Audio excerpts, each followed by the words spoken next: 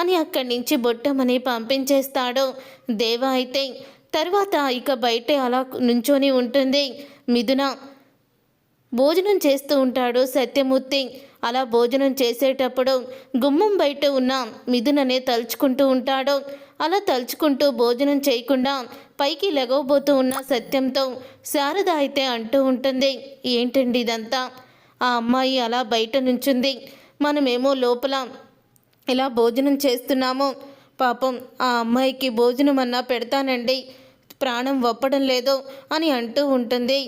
శారద అయితే, శారద, ఈ భర్త మాట అంటే నీకు నమ్మకం పోయిందా? లేకపోతే ఈ భర్త మాట అంటే ఏముందులే వినవసరం లేదనుకుంటున్నావా అని అడుగుతూ ఉంటాడు. అది కాదండి అని అంటూ ఉంటుంది శారద అయితే. అయినా సరే సత్యమూర్తి అయితే ఒప్పుకోడు. అలా మిథున అలా నుంచోనే ఉంటుంది గేటు బయట.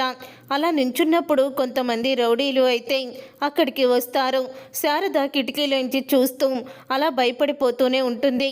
మిథున దగ్గరికి రౌడీలు వచ్చి, ఏంట్రా ఇలా ఆరు బయట పాపం ఇంత అందగత్తి ఇలా నుంచుంది, ఎవరి కోసమో అని అంటూ రౌడీలు అయితే అవమానిస్తూ ఉంటారు, తనని ఏడిపిస్తూ ఉంటారు మిథునని.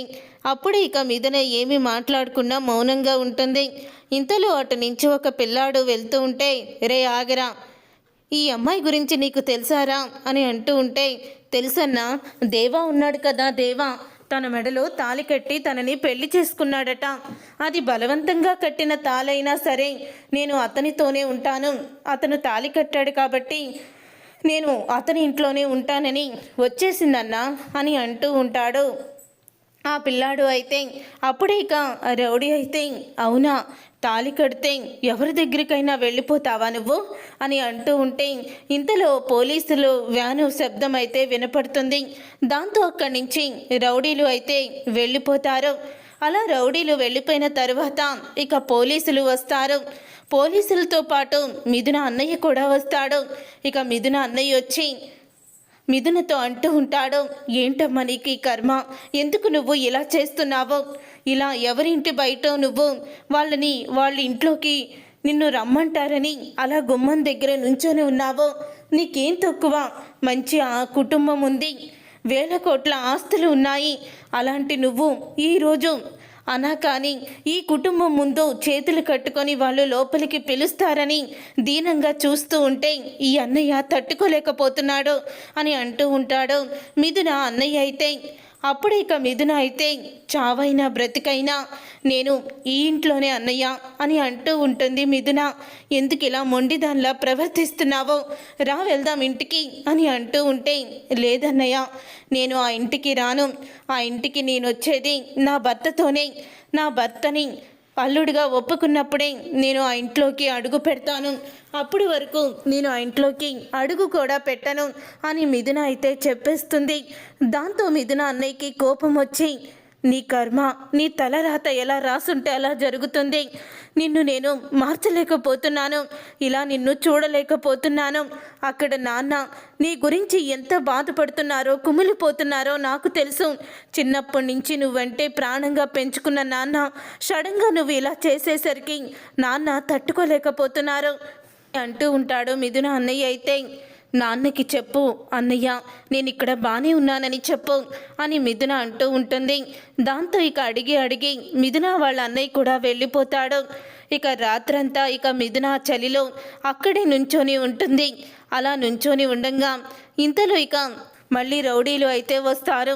ఇక అందులో ఒక రౌడీ అయితే పసుపు కొమ్ము ఉన్న పసుపు తాడుని తీసుకువచ్చి బలవంతంగా మిథున మెడలో కట్టబోతూ ఉంటాడు.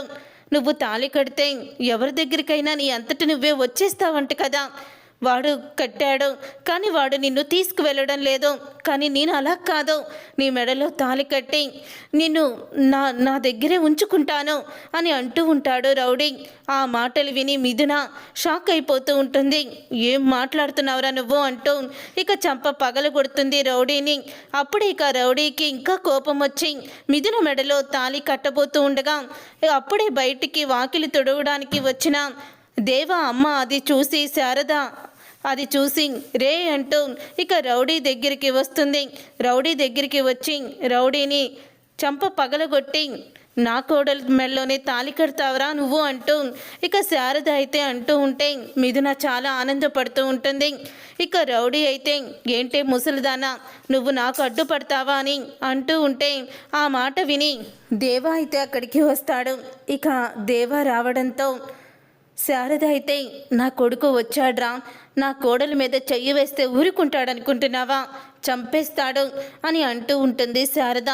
అప్పుడే ఇక దేవాని చూసి రౌడీలు అయితే అక్కడి నుంచి పారిపోతారు.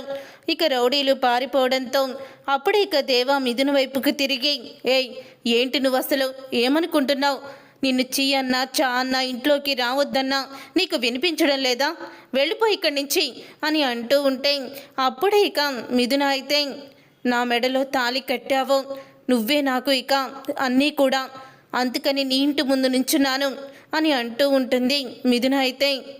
అప్పుడే ఇక శారద అయితే రే తనని లోపలికి తీసుకురా అని అంటూ ఉంటుంది శారద.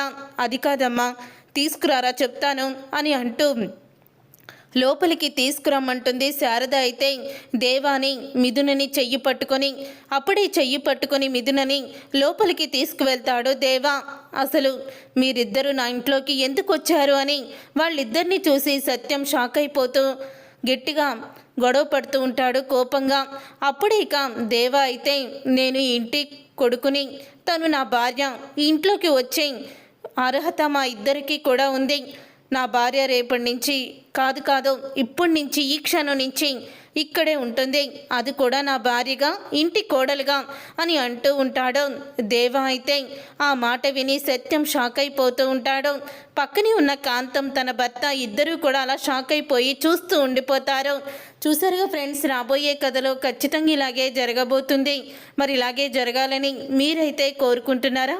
అయితే వీడియోని తప్పకుండా లైక్ చేసి ఛానల్ని సబ్స్క్రైబ్ చేసుకొని పక్కనే ఉన్న గంట సింబల్పై ఆల్ అని క్లిక్ చేయండి. అప్పుడే మేము పెట్టే ప్రతి వీడియో మీరు మిస్ కాకుండా చూసేయవచ్చు.